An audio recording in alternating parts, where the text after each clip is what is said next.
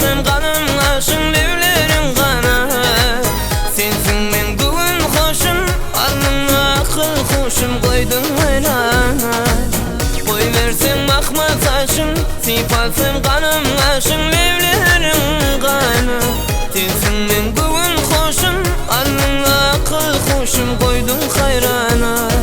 Meni kimsitmesin, meni terk etmesin, meni anlatmayı dedim, yandırma beni. Meni kimsitmesin, meni terk etmesin, meni anlatmayı dedim, yandırma beni.